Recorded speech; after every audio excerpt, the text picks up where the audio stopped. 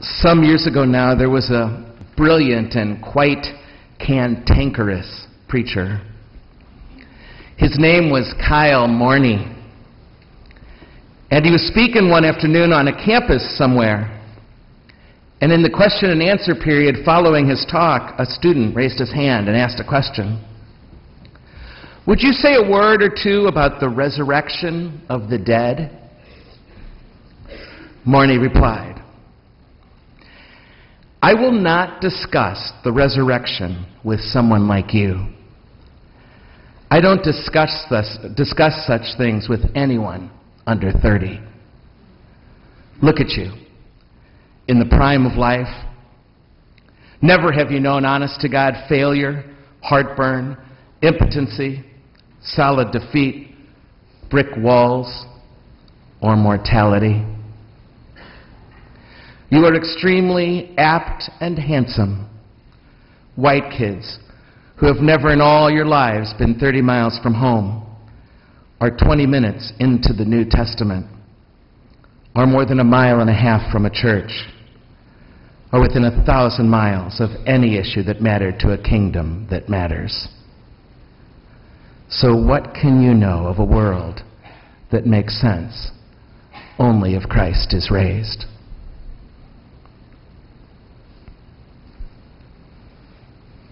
I wonder the same thing sometimes.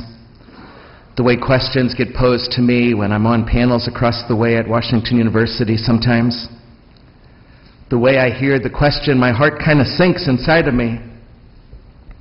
I know he or she just doesn't get it. How does the Catholic Student Center teach and preach the incarnated, the crucified, and the risen Christ to people, to a whole generation really, that is accustomed to soundbite answers to abstract questions? How do we preach ever of resurrection to folks of any age who haven't a clue about crucifixion?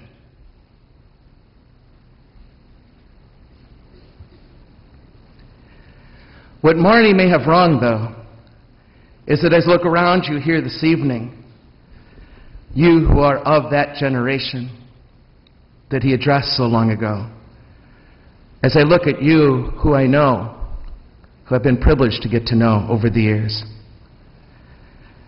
I know a lot of you have suffered a lot and suffered deeply in your young lives already. Yet, if you or we of any other generation have not let ourselves feel it, have not been brave enough to hold it and reflect on it for more than a second before we're off to the next distraction, then this text and this homily will be just another occasion for you to have your eyes glaze over and your mind on something very different than what's happening here that you probably consider much more real than heaven. But if you have suffered much, and if you've held it long enough to know it in your bones, then there is nothing more real than this teaching of Jesus. In this gospel text proclaimed in all the Catholic churches of the world today, the Sadducees are asking Jesus about resurrection. They lived in a culture where women have no standing, no safety net. They were nothing unless they were attached to a man. So they haul out their hypocritical trap to show how crazy it would be to try to figure out to whom this woman is married now. Thus proving to this Jesus and to all those in the crowd that this concept of life after death is ridiculous and a lie. They ask their question about the resurrection, but they don't really want to know what answer Jesus might have for them. They're really just looking for a fight.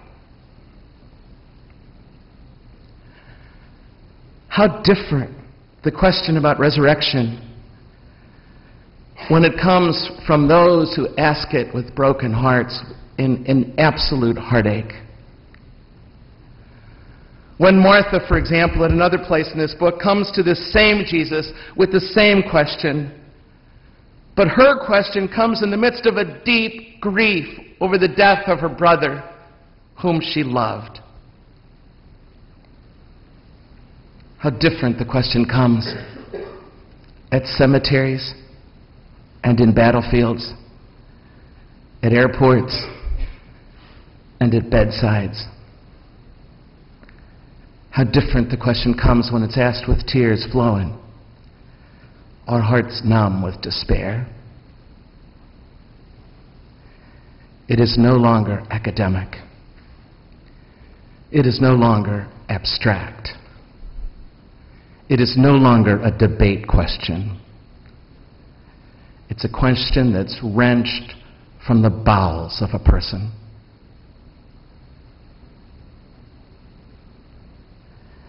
And it is from the bowels of this Jesus that the answer comes. Jesus had a profound sense of a new world beyond this world. A world that was upside down for the victims of this world and for any who suffer. In his answer, Jesus calls these Sadducees and us through them to a whole new way of imagining. Jesus sees that in the world beyond what we can see with our own eyes, the injustices of this world will be made right. In this new world, women like the one the Sadducees describe will no longer be treated like property. This garbage will pass away. This garbage will cease, he is saying, clearly and quite boldly. This is a world of justice and of peace and of true joy. The age to come will be a whole new way of life that you cannot even begin to comprehend unless you've desired it, unless you've longed for it with every fiber of your being. But be warned, my friends. If you let yourself believe, trust in this age to come, this heaven, you will long for it so greatly that you will work intensely to build it now, already, here, by working for that justice and that peace and that joy for all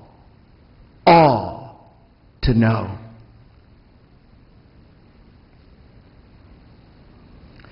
That is the world that Jesus speaks of when he speaks of resurrection. He's giving us all a glimpse of God's new world beyond our experience, now only tasted through our hope. But none of this resurrection stuff matters much at all, unless you have suffered. Unless you've suffered oppression yourself from within or from outside of you. Unless you've been kicked in the face by the cruelty or the prejudice or the greed of other people. Unless you've picked up the broken pieces of your own dreams that you once hoped beyond hope that was God's dream too for you. Unless you failed at something that was important to you. Or unless you've known in your own bones what it means to need to be forgiven by another human being whom you hurt, or by your God. Unless you've known what it means to love someone enough to ache at their graveside. Only then will resurrection matter to you.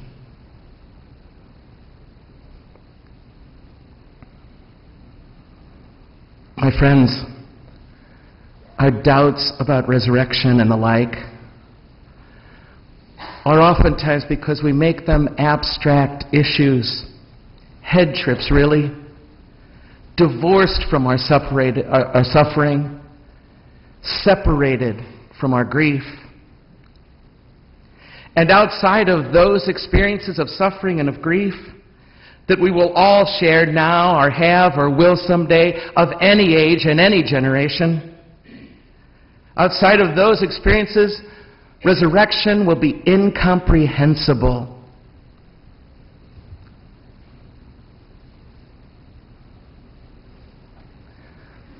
A final story from the life of this Marnie character, for whom faith never came easy. He once confessed to a dear friend of his that there are days he did not know if he believed in the resurrection or not. And his friend said to him, "Whoever told you that you have to believe in the resurrection every day?" "Well then," Marnie responded, "when do I have to believe in the resurrection?" And his friend turned to him and said, "On the day you die, or on the day you help someone die.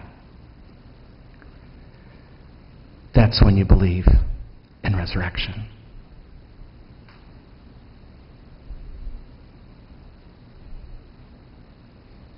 I couldn't agree more.